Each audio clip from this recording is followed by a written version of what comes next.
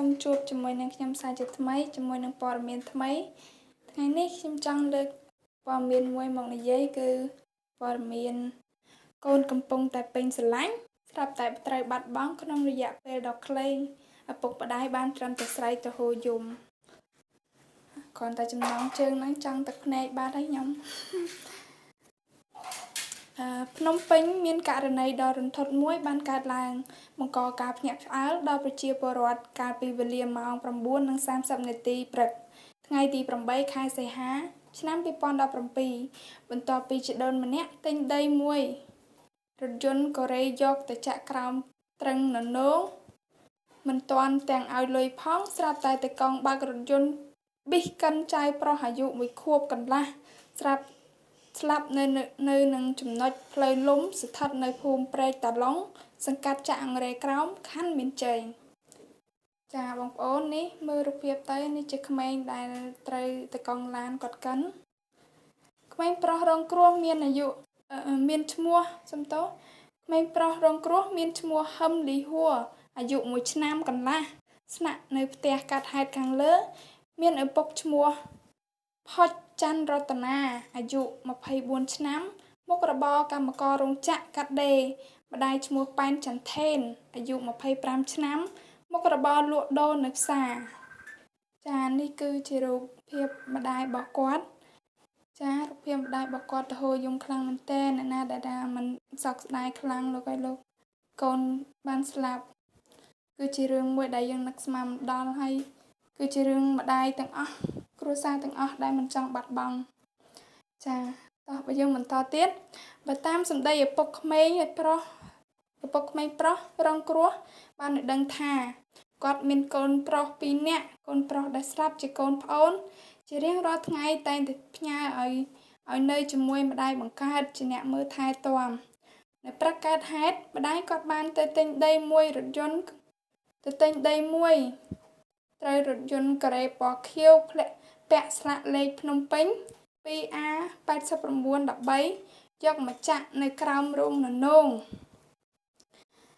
ពេលរថយន្តដឹកដីមកចាក់នៅក្រោមទ្រឹងននោងគាត់រវល់នៅចង្ក្រានបាយហើយទុកចៅប្រុសរត់លេងក៏ត្រូវរថយន្តកូរ៉េដែលចាក់ដីឲ្យនោះកិនបណ្ដាលឲ្យស្លាប់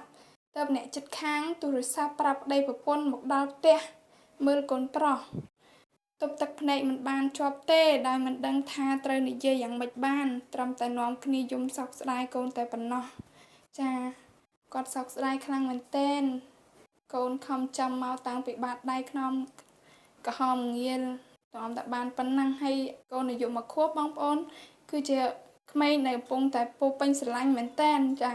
ហើយយើងមានអនុស្សាវរីយ៍មួយគាត់ច្រើនដែរហើយតទៀតបើតាមសម្ដីអ្នកបើកបររថយន្តបង្កមានឈ្មោះថេងវុធា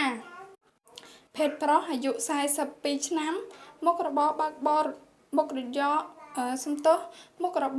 រថយន្តដឹកកម្ទេចថ្មនិងអាចដីលក់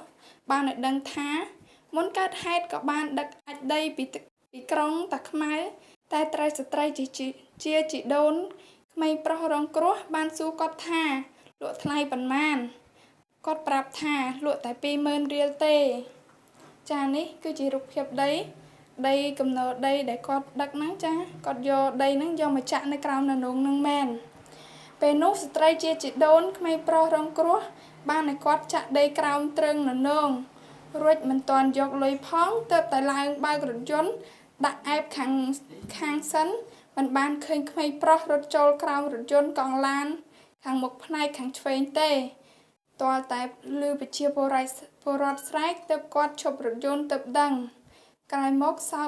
លោកយាយក្មេងរងគ្រោះបានពោចៅប្រុសចេញពីក្រោមរថយន្តយកទៅមន្ទីរពេទ្យសមត្ថកិច្ចចុះមកដល់ក៏ខាត់ខ្លួនតែម្ដងចា